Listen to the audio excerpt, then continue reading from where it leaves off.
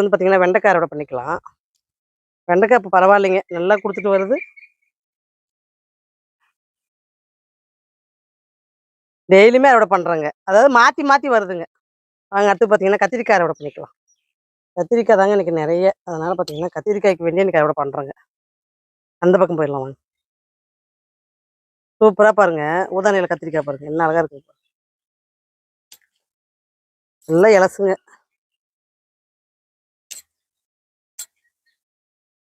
Pink colour வால் கத்திரிக்கும் இருக்குதுங்க. ஊதா நீளமும் இருக்குதுங்க. 2மே இருக்குதுங்க. இதில பார்த்தீங்கன்னா, இளஞ்செடியுமே இப்போ வந்து பார்த்தீங்கன்னா, காய் குடுக்க ஆரம்பிச்சிருச்சுங்க. பாருங்க. வேங்கேரி முள்ளு கத்திரிக்காயில பார்த்தீங்கன்னா, நல்லா செதப்புடிப்பான கத்திரிக்காய்ங்க. நல்லா தப்பமா வைக்குது பாருங்க காய். செடி பூரா பாருங்க. இலை பூரா பாருங்க. முள்ளாவே இருக்குது பாருங்க. காயிலையும் முள்ளுக்குதுங்க, செடியிலையும் முள்ளுக்குதுங்க. பாருங்க.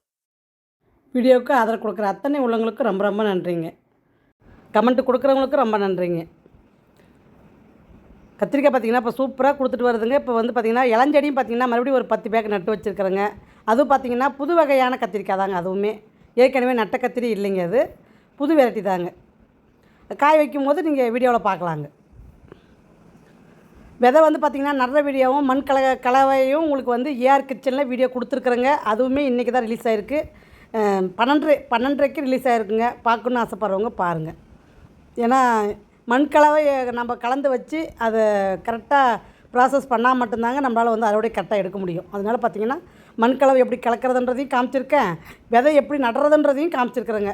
நான் எப்படி மாடி தோட்டத்தில் விதை நடுறேன், பராமரிக்கிறேன் அப்படின்றதெல்லாம் உங்களுக்கு வந்து தொடர்ந்து 1 பை 1 வீடியோ கொடுத்துட்டே தாங்க வரேன். வீடியோ ஃபாலோ பண்ணி பழகுங்க.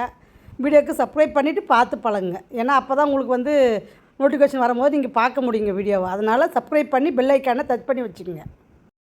வாட்ஸ்அப்பில் வந்து பார்த்திங்கன்னா விதை இருக்குதுங்க. எல்லா விதையுமே ஸ்டாக் இருக்குதுங்க. இப்போ வந்து பார்த்திங்கன்னா புதுசான வெரைட்டிலாம் கூட விதை நட்டுருக்குறேங்க. அதெல்லாம் பாருங்கள். வீடியோஸில் பார்த்திங்கன்னா உங்களுக்கே என்னென்ன விதை நான் போட்டிருக்கேன் அப்படின்றது தெரிஞ்சிருங்க. விதை வேணுன்றவங்க வாட்ஸ்அப் நம்பர் பாருங்கள். ஹாய்னு ஒரு மெசேஜ் கொடுத்திங்கன்னா கேட்லாக் பார்க்கலாங்க. சீரமும் இருக்குது, விதையும் இருக்குதுங்க. 2மே வாங்கிக்கலாம். சீரம் வந்து எதுக்குன்னு சில பேர் இன்னுமே டவுட் கேட்டு தான் இருக்கீங்க. சீரம் வந்து பார்த்திங்கன்னா ஹேருக்குங்க. முடி கொட்டாது இருக்கிறதுக்கு, முடி அரிக்கும் பாருங்கள். தலை வந்து அரிச்சிட்டே இருக்கும் பாருங்கள். அவங்களுக்குலாம் வந்து இது நல்லாவே பண்ணி கொடுக்கும். அந்த அரிப்பை ஸ்டாப் பண்ணுதுங்க. முடி கொட்டுறதையும் நிறுத்துதுங்க. அதுக்கு தான் அந்த சீரமுங்க. சூப்பராக பாருங்கள். கத்திரிக்காய் பாருங்கள் என்ன அழகாக இருக்குது பாருங்கள்.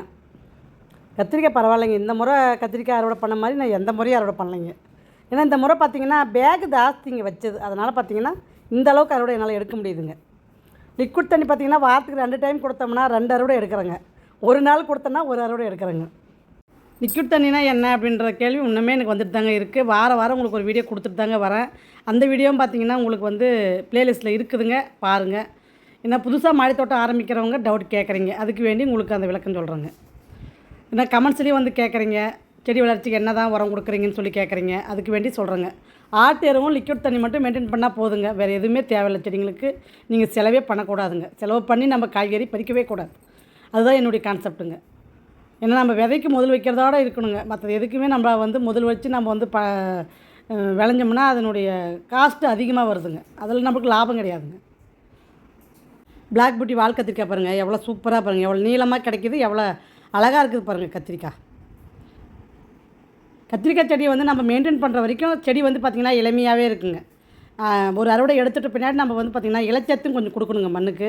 இப்போ நம்ம காஞ்சி சரகுங்கள்லாம் பார்த்திங்கன்னா அந்த பேக்குள்ளே போட்டு வைக்கிறது, அதை வந்து மண்ணுக்குள்ளே ரொட்டேஷன் பண்ணி விட்றது, இதெல்லாம் பார்த்திங்கன்னா மண்ணை வந்து கலரி விட்டு நம்ம வந்து தண்ணி ஊற்றி பழகணுங்க. அந்த மாதிரி கலரி விட்டு தண்ணி ஊற்றுனீங்கன்னா உங்களுக்கு மேலே இருக்கிற அந்த இலைங்கெல்லாம் பார்த்திங்கன்னா மண்ணுக்குள்ளே போய் நல்லா மக்கி உங்களுக்கு வந்து அது செடி பார்த்திங்கன்னா இன்னும் நல்லாவே நம்மளுக்கு ஊட்டமாக இருக்குங்க பார்க்குறதுக்கு.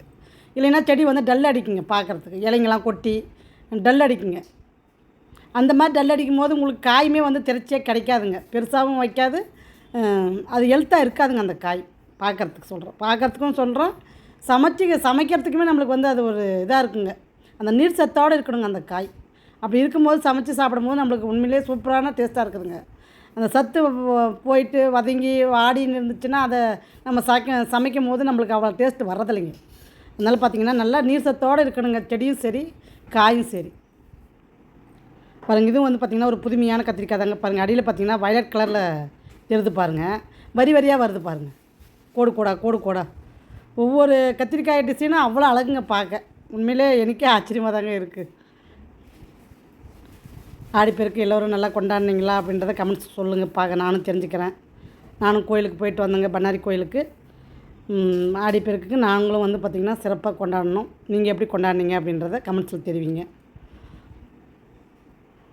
ஏன்னா ஒவ்வொரு ஏரியாவும் ஒவ்வொரு பழக்க வழக்கமாக போகுதுங்க. அதனால் பார்த்திங்கன்னா உங்கள் ஏரியாவில் என்ன ஸ்பெஷல், என்ன பழக்க வழக்கம் அப்படின்றத ஷேர் பண்ணுங்க பார்க்கலாம்.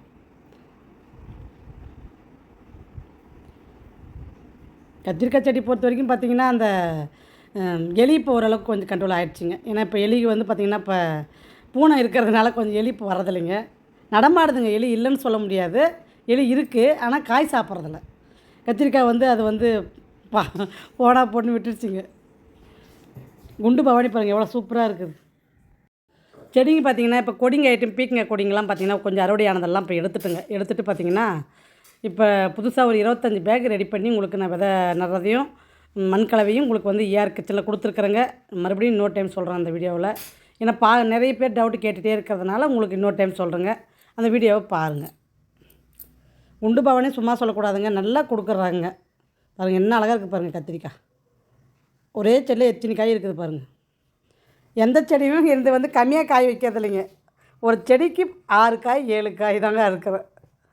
அந்தளவுக்கு காய். அதாவது வெள்ளை நெட்டை கத்திரிலாம் பார்த்திங்கன்னா குறைஞ்சது ஒரு 1/4 கிலோ காய்க்கு மேலே தாங்க ஒவ்வொரு செடியுமே காய் கொடுக்குது. அந்த அளவுக்கு அந்த கத்திரிக்காய் பார்த்திங்கன்னா அவ்வளோ வைக்குதுங்க.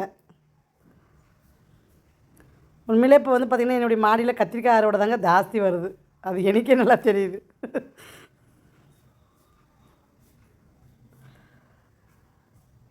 சரி, இப்போதைக்கு நம்மளுக்கு சீசனுக்கு பார்த்திங்கன்னா கொஞ்சம் நோய் தாக்காத அறுவடை எடுக்கலாம் அப்படின்னா கத்திரி செடி தாங்க. வெண்டை செடியும் கொடுத்துட்டு வருதுங்க, கத்திரி செடியும் கொடுத்துட்டு வருது, பீக்கன் பொடலங்காய் இதெல்லாமே கொடுத்துட்டு தாங்க வருது. அதனால் பார்த்திங்கன்னா ஓரளவுக்கு பரவாயில்லைங்க. வாரம் நம்மளுக்கு காய் வந்து ஒவ்வொரு நாளைக்கு ஒவ்வொரு காய் செஞ்சால் கூடமே வாரம் நம்மளுக்கு போதுமான காய்க்கு மேலேயே வந்துடுதுங்க. அதனால் மாடி தோட்டத்தை பொறுத்த வரைக்கும் எனக்கு வந்து இந்த என்ன சமைக்கலாம் அப்படின்ற அந்த கவலை இல்லைங்க. அந்த அளவுக்கு எனக்கு ரிலாக்ஸாக என்னை வந்து வச்சுக்குதுங்க. வாங்க அடுத்து பீக்கங்காய் பறிக்கலாம். பீக்கங்காயும் பார்த்திங்கன்னா இப்போ நல்லா கொடுத்துட்டு வருதுங்க. கொஞ்சம் ஒரு சில பேக் மட்டும் அறுவடை ஆகிடுச்சிங்க. அதை மட்டும்தான் எடுத்திருக்கேன். இந்த காற்றுக்கும் இந்த வெயிலுக்கும் செடிங்க வந்து இப்போ ரொம்பவே தோழுதுங்க, இல்லைலாம் சொல்ல முடியாது. இப்போ 2 நேரம் கொஞ்சம் நேரம் தண்ணி இப்போ கேட் வால் ஆன் பண்ணி விட்றோங்க. ஏன்னா அப்படி விட்டால் மட்டும்தான் செடி வந்து நீர் சத்தோடு நல்லா இருக்குதுங்க. வாடிட்டு அதுக்கப்புறம் தண்ணி கொடுத்தோம்னா இப்போ ரொம்ப நேரம் ஆகுதுங்க அது நல்லா ஃப்ரெஷ்ஷாக ஆகிறதுக்கு. அதுக்கு வேண்டி சாயந்தரத்துலேயும் ஒரு கொஞ்சம் நேரம் இப்போ வந்து தண்ணி விட்றோங்க. அதாவது ஒரு 5 நிமிஷம் கேட் வால் ஆன் பண்ணி ஆஃப் பண்ணிவிடுவோங்க. ஏன்னா அதுவே சொட்டாக விட்றதே அதுக்கு போதுமான தண்ணிங்க. அதனால் இப்போ அந்த மாதிரி தாங்க இப்போ பண்ணுறேன். வந்ததில் மறுபடியும் எல்லாம் தளைஞ்சி மறுபடியும் பூ எடுத்து மறுபடியும் காய் வைக்கிதுங்க. 4 அவரைக்காய் இருந்தால் போதுங்க. அவரைக்காயும் கத்திரிக்காயும் போட்டு சாம்பார் வைக்கலாங்க. அதனால் பார்த்திங்கன்னா பரவாயில்ல. இந்த ஒரு செடி மட்டும் நான் எடுக்கலைங்க. ஏன்னா பூ நிறைய வச்சுட்டே இருந்ததுங்க. அதனால் பார்த்திங்கன்னா நான் எடுக்காத விட்டுட்டேன். இங்கே பாருங்கள், இந்த பீக்கங்காய்க்கு பார்த்திங்கன்னா நேற்று சாயந்தரம் தான் வந்து பாலினேஷன் பண்ணி விட்டேங்க. இந்த மாதிரி பண்ணி விட்டோம்னா இந்த மாதிரி அழகாக காய் ஆகிடுதுங்க. என்ன ஒன்றுன்னா பார்த்து பண்ணி விடணுங்க. அதுதான் ஒரு டாஸ்க். மலேசிய நீட்டு கோவக்காவும் ஒன்று பறிச்சுக்கலாம். கட்டிங்ஸு கொஞ்சம் கட்டிங்ஸ் போட்டு வச்சுருக்குறேங்க. வேணுன்றவங்க வந்து தொடர்பு கொள்ளலாங்க. மலேசிய நீட்ட கோவக்கா அந்த பக்கம் போயிடலாம். இந்த பக்கம் தான் பொல்லுங்க இருக்குது பாருங்க. அடுத்து இளம்பேச்சுங்க. கொத்து பீர்க்கணும், நீட்டை பீர்க்கணும் வச்சுருக்குறேங்க. 3 பேக்கில் 2 கொடி வச்சுருக்குறேங்க. பேக் சைஸ் பார்த்திங்கன்னா 15க்கு 15ங்க, 12க்கு 12 இருக்குதுங்க. 2 கலந்து வச்சுருக்குறேங்க. இதெல்லாம் பார்த்திங்கன்னா நூல் கட்டி இப்போ விடணுங்க. அதாவது அறுவடை முடிச்சுட்டு எல்லாம் பார்த்திங்கன்னா நூல் கட்டி பந்தலுக்கு ஏற்றி விடணுங்க. இந்த வட்டமே பார்த்திங்கன்னா இளம்பேச்சு தாங்க. எல்லாம் வந்து கீழே அப்படியே படர்ந்து இருக்குதுங்க. சாயந்தரம் தான் வந்து எல்லாத்தையும் கட்டி விடணுங்க. அங்கே இந்த பக்கம் ஒரு பொல்லங்காய் இருக்குது, அறுவடை பண்ணிக்கலாம்.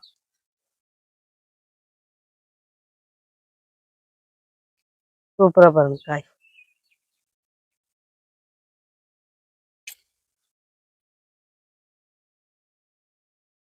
போதும் இந்த அளவுக்கு நம்மளுக்கு இது வந்து வீட்டுக்கு தேவைக்கிற அளவுக்கு காய் கொடுக்குறதே எனக்கு பெரிய விஷயமா இருக்குதுங்க. அதனால எனக்கு இது வந்து போதுமான காயாக தாங்க இருக்குது.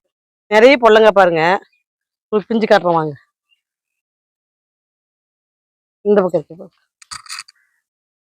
இங்கே பாருங்க பொல்லங்காய் பாருங்க. பாலினேஷன் பண்ணி விட்டோம்னா அப்படியே லைனாக பாருங்க, அப்படியே பிஞ்சு போட்டுனே போது பாருங்க. அந்த பக்கம் இருக்குது காட்டுறேன். இங்கே பாருங்க, இங்கே பாருங்க. தண்ணி விட்டோம்னா நல்லா காய் ஆகிடுதுங்க. இந்த கொடிக்கு பாருங்க, நான் செஞ்சு விட்டேன். இதுவும் பாருங்கள் காய் ஆகிட்டு போகுது பாருங்கள். இதுக்கு அதாவது பார்த்து பார்த்து பண்ணி விடணுங்க. இது நேற்று தான் வந்து செஞ்சு விட்டேன். அந்த மாதிரி பண்ணி விட்டோம்னா நல்லா பிஞ்சாகுதுங்க. வாங்க அறுவடை பார்க்கலாம். வாங்க இந்த அரைக்கீரையை அறுவடை பண்ணிவிட்டு நான் தட்டு காட்டுறேன். இதில் பார்த்தீங்கன்னா வெங்காயத்தாளுங்க. அதில் பார்த்தீங்கன்னா அரைக்கீரை முதல்ல போட்டு விட்டுருந்தேங்க. அதில் ஏற்கனவே அறுவடை பண்ணிவிட்டு 1, 2 விதை வந்து பார்த்தீங்கன்னா சின்னதாக இருக்குதுன்னு சொல்லி விட்டுட்டு இருந்தேங்க. அது என்ன அழகாக பாருங்க வளர்ந்துருச்சு. அப்படியே இந்த வேரை வந்து அப்படியே அதிலே போட்டுடலாங்க. மூக்குத்தி அவரையும் பார்த்தீங்கன்னா நல்லா இப்போ கொடி பாருங்க ஏறி வருது பாருங்க. பாருங்க 2 பேக்கில் 2 கொடி வச்சு வளர்ச்சிட்டு வரேங்க. அழகாக காய் வைக்குங்க. அதுக்கு அரைக்கீரை பாருங்க என்ன கலர். வாங்க தட்டு பார்க்கலாம்.